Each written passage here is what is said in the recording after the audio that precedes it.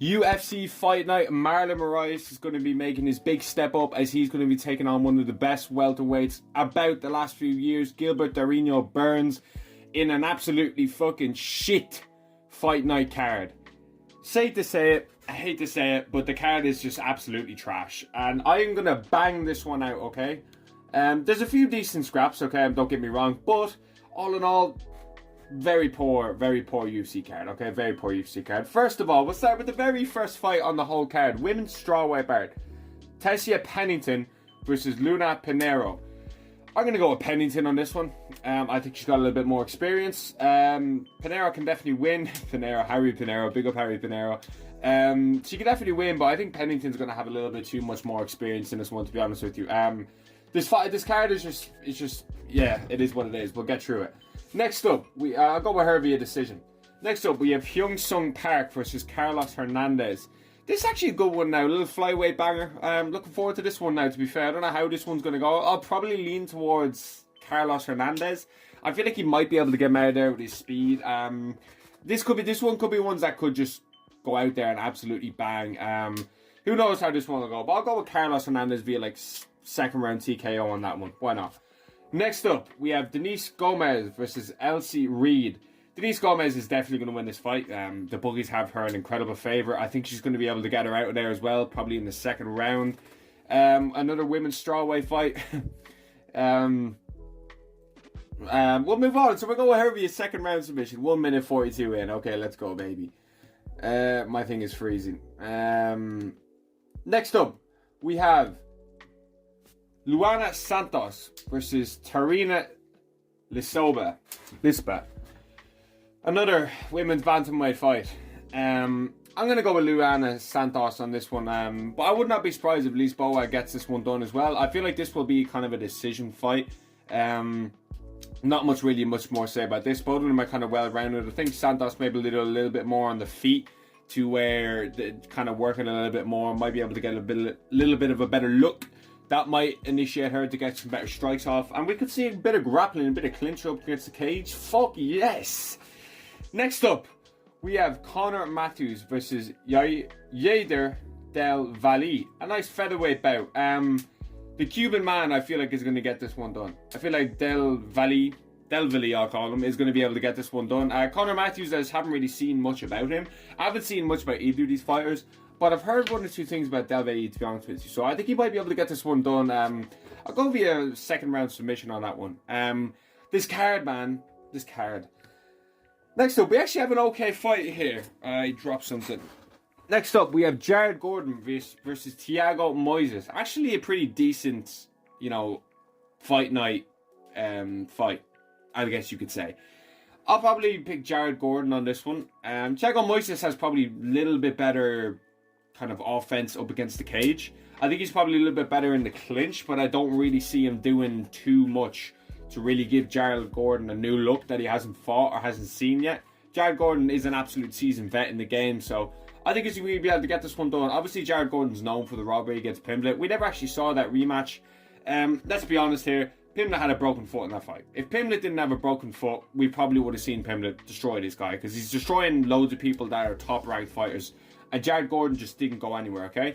So I'll go with Jared Gordon on that one. Thiago Moises, though, is actually quite decent. He actually didn't give Makhachev a good fight, but there was competitive enough kind of scrambles in there, and I don't think he got finished till late on. I think that was like Makhachev's first main event, if I'm not mistaken. I can't remember, but still. Next up, Gabe Green versus Mateus Camilo. I'm going to go with Gabe Green on this one. I'm going to go with Gabe Green. Gabe Green is actually a bit of a stud.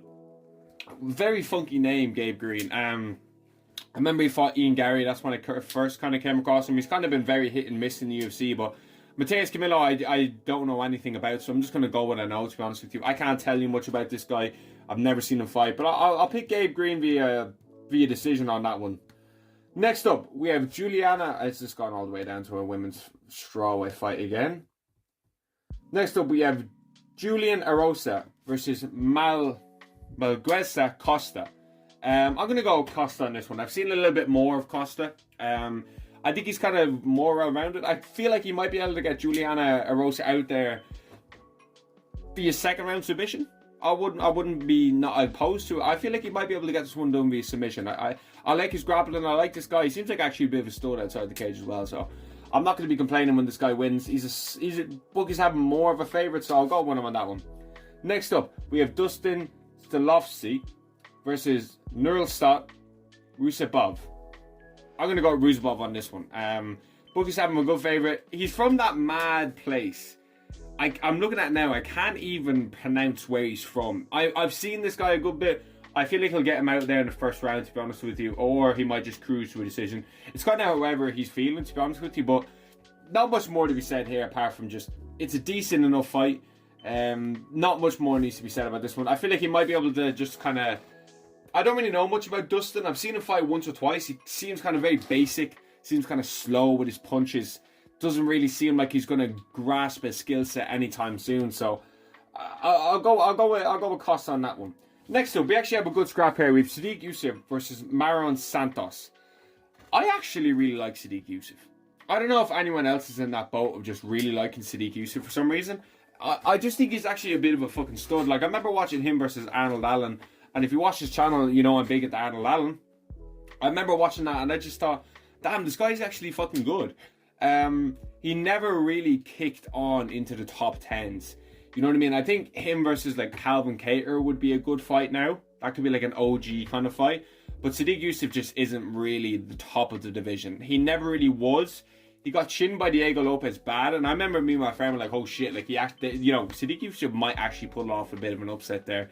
Easy to look back and say you're a fucking idiot for saying that. But like at the time, it was kind of one of those things where you look back and say, oh, he might actually get this one done, but no, he didn't. And Marion Santos is actually quite decent. He's coming up.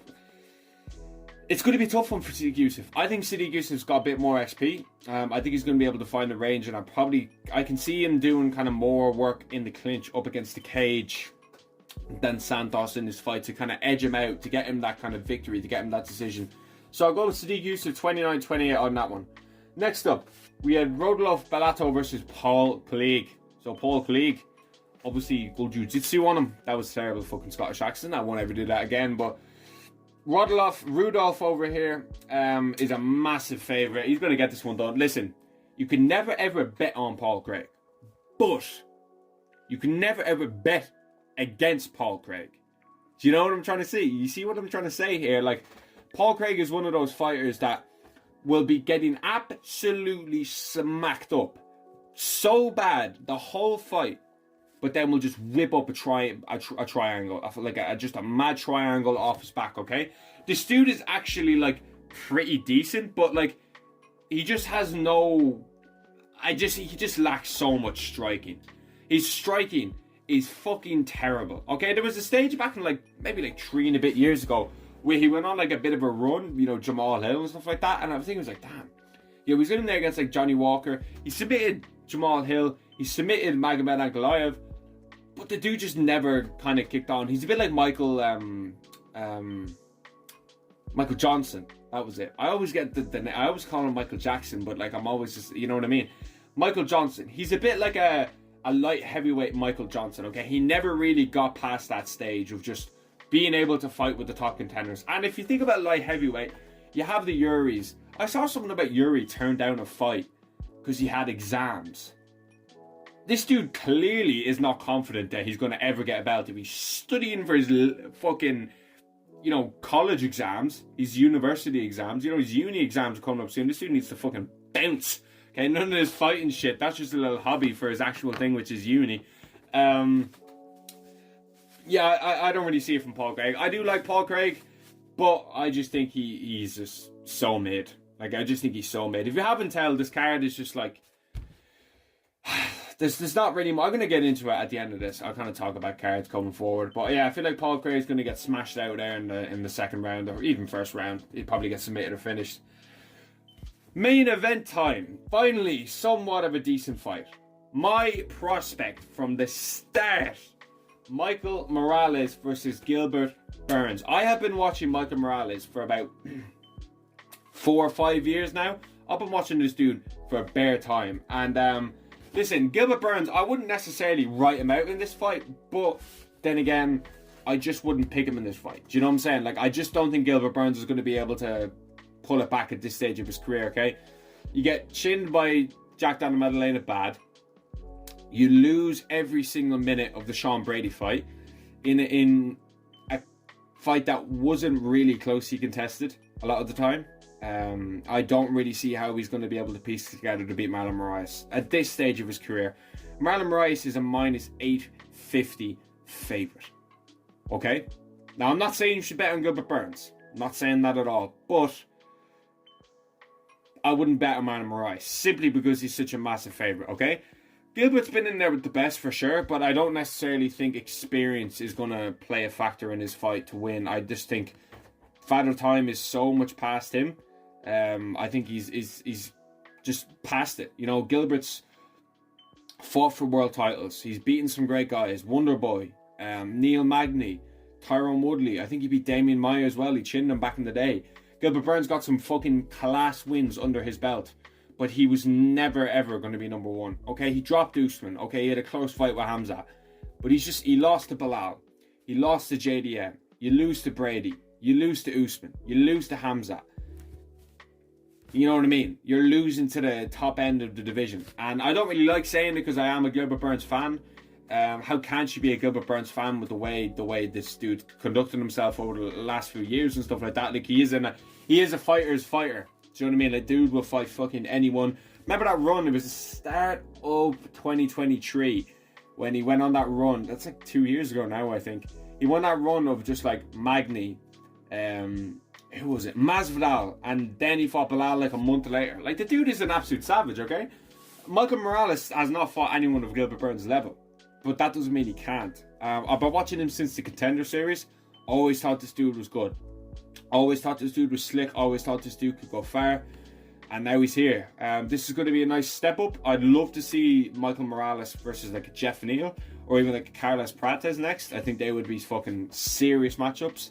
The thing I have a kind of a beef with this fight is, like, it's a main event, but it's not really got massive title implications, like, at all. Neither of these guys are going to be looking for a belt if they win. Gilbert had his chance. He fought Usman. He got to that number one contender fight against Bilal. But, like, are you really going to sit there and kind of think, if Michael Morales beats Gilbert Burns, they're going to fight for a belt? No, fucking course not. There's way too many people in the queue in welterweight. You know, you have Buckley Usman fighting soon. Ian Gary's there. You know, Sean Brady's right there. Shavkat's right there. So, of course, you know, Michael Morales isn't never going to ask for a title shot when he beats Gilbert Burns. But the fact that this fight just has no real relevance in the division really just kind of makes me be like, this is just a fucking... I honestly think this is just a way to get Marlon Moraes in the top 10. Now, you could have done this as a, you know, main event of a prelim, which would have been fine on a pay-per-view. I would have, or even like a main card opener could have been fine. But the fact is, you're just doing this. This is one of those events that's literally just there for the sake of it. It's like that friend is just there for the crack. He doesn't involve in the group. He doesn't reply to any messages in the group chat. But when he comes out, he's just there for the fun. He's just happy to be there. And I feel like that's what this main event is. This whole card is fucking shit. Okay, it's fucking shit. And I'm just fucking dead fight nights, okay? Lock in a Michael Morales via second round KO. Maybe second, third round KO. So I want to go on a bit of a rant about the way the fight nights are going to be. So Michael Morales, Gilbert Burns. Aaron Blanchfield versus Macy Barber as a main event in 2025. Mateus Gamrot. This fight card is like in 2 weeks, and it's got 4 fights, 3 fights on the main card. This is a fucking disgrace, and none of these fights are good. There's like 6 fights on this whole card. What the fuck is going on? Maybe Google's wrong. Maybe Google's wrong, but then you have 316, which is kind of a weak pay-per-view. Then you have Buckley versus Usman. Pretty decent card, but man, fight nights are just kind of like 1 or 2 fights per fucking card now. And then we kind of got, you know, International Fight Week, which a lot of people are complaining about, but just another such a mid fight night. Do you know what I mean? And I'm just kind of like, so many good fights to look forward to, but we have to drag through this fucking shit to get to them. Like, do you know what I mean? And I just don't really enjoy watching these fight nights. Like, I really don't. Hold on, let me go to Macy Barber versus Blanchfield there and see if there's only 6 fights on this card. No, there's more. I don't know why. Yeah, Google was lying to me. So we have fucking no one on this. Jordan Levitt's on this card. Owen Elliott, okay, I like that one, my guy. Who else is on this card? It keeps clicking there, but no one's on this card. That is one of the worst fight nights. Justin Jacoby, Bruno Lopez, Billy Ray Goff, Mateus Gamrot. That is an absolute fucking shitter right there. Holy fuck. And the fact I'm pretty sure we have a week break now in between this and the next one. Thank God, because that's the biggest lump of shit of a card I've ever seen. We are on a nice run of 317, 318, stuff like that. Buckley versus Usman. But the fight nights are just seriously lacking. We have a break here. So the next one's going to be like not for another 2 weeks. So, but the fight nights are seriously lacking, man. They're seriously lacking, and I'm just so sick of these dead fight nights. Am I the only one that thinks that? It's absolutely shit. But let me know what you think about this card down below.